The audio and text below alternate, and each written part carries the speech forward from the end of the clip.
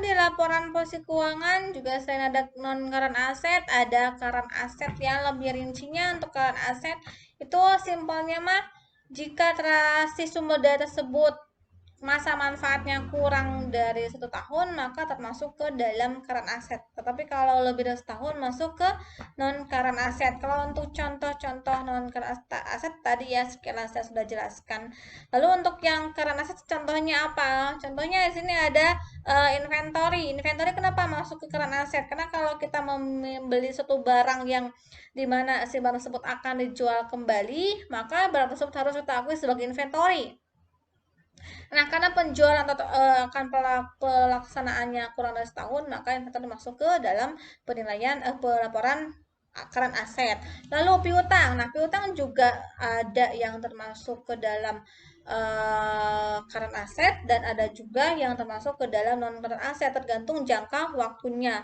Nah, untuk piutang usaha di sini kenapa lebih ke current asset karena biasanya kita meminjamkan melakukan transaksi penjualan atau memberikan pinjaman kepada pihak lain itu jangka waktunya semakin pendek karena kan lebih bagus dong perputaran ke kitanya. Kalau semakin lama kita meminjamkan uang ke pihak lain atau uang kita berada di pihak lain dalam jangka waktu yang lama, maka kemungkinan tidak tertagih itu akan semakin besar. Nah, lebih enaknya jadi kalau kita mau melakukan transaksi secara kredit itu usahakan kurang dari setahun supaya perputaran kas kita itu bersih sehat. Lalu yang kedua ada ketika ada prepaid expense. Nah, kenapa prepaid expense itu meskipun expense kok masuk ke aset ya? Padahal itu ada kata expense-nya beban. Padahal kan beban itu masuk ke laba rugi. Nah, kita lihat nih kalau prepaid expense itu beban yang dibayar di muka. Jadi beban yang kita harusnya bayar sekian setahun tapi kita di sekaligusin di awal tahun. Contohnya sewa toko di Balubur. Nah, jumlah sewa toko di Balubur itu per bulannya 1 juta. Bahkan kalau selama setahun 12 juta. Nah, contohnya kita memiliki menang arisan sehingga kita langsung membayar atau melunasi biaya sewa ruko kita di Balubur selama setahun. Nah, sebesar 12 juta. Padahal biaya sewa itu kan harusnya kita bayar setiap bulan. Karena kita sudah membayarnya di awal tahun untuk setahun yang akan datang, otomatis 12 juta itu harus kita akui sebagai aset. Kenapa? Karena transaksinya sudah terjadi di awal tahun, tetapi manfaatnya akan kita rasakan selama 12 bulan ke depan. Setiap bulannya kita akan melakukan manfaat. Manfaatnya apa? Kita boleh menyewa di ruko tersebut tanpa harus ada tagihan setiap bulannya. Itu kan kita udah bayar. Sehingga untuk prepaid expense masuknya ke dalam aset dan untuk jenisnya biasanya itu ke dalam current aset termasuk juga yang short term investment serta cash and cash equivalent. Kalau untuk cash and cash equivalent simpel ya kayak kita mempunyai uang dalam bentuk kas yang di tangan atau kita nyimpan uang di bank dalam bentuk deposit, tabungan dan seterusnya. Yang penting setara dengan kas. Lalu untuk short investment contohnya apa? Nah, untuk short investment ini sama halnya juga dengan yang long term investment.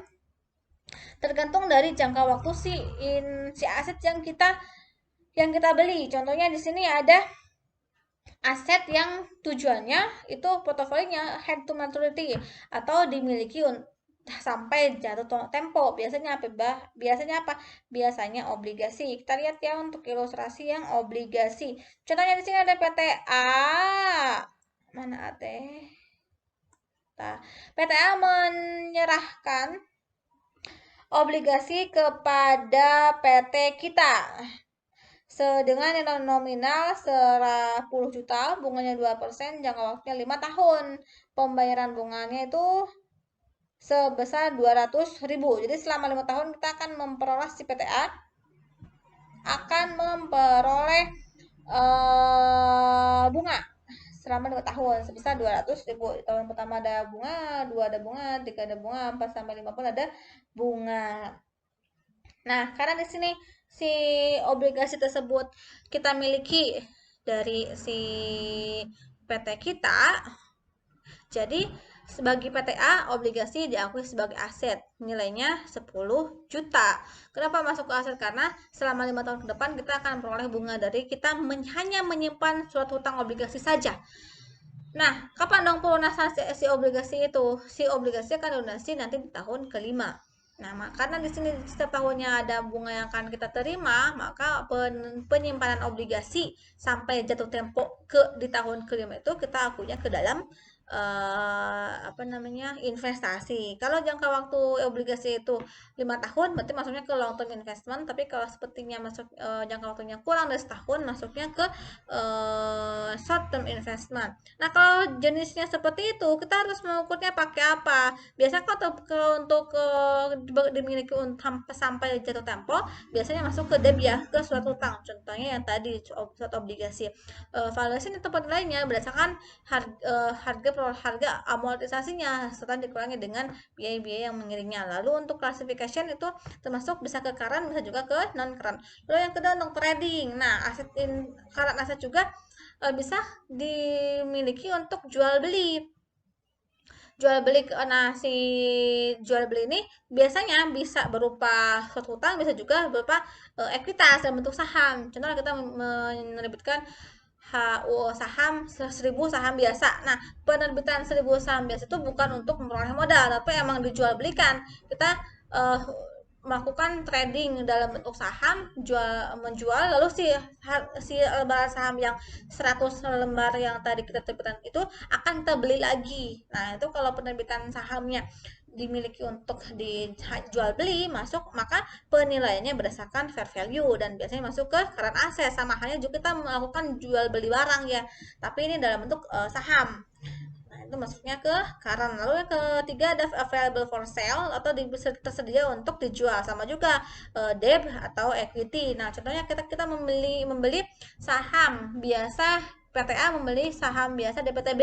Nah, saham biasa itu kita mau skip tapi apa namanya, si pembeli kita itu tidak akan ditujukan untuk jual beli, tapi kita simpan dulu aja deh, kalau sepertinya ada suatu saat ada kebutuhan kita bisa jual. Nah, itu kan available for sale, tapi tidak termasuk ke dalam trading karena bukan tujuan utama untuk jual beli, tapi hanya kita menginvestasi, tapi kalau kita butuh baru kita jual, kalau kita lepaskan masuknya ke available for sale. Untuk valuation-nya menggunakan fair value berdasarkan nilai sekarang, dan untuk klasifikasinya masuk ke current atau juga bisa ke non current. Contoh kalau kita membeli saham biasa, kita masih lama nih butuh kasnya, jadi bisa masuknya ke non current. Tapi kalau sekiranya kita butuhnya cepat, masuk aja dulu ke current kayak gitu.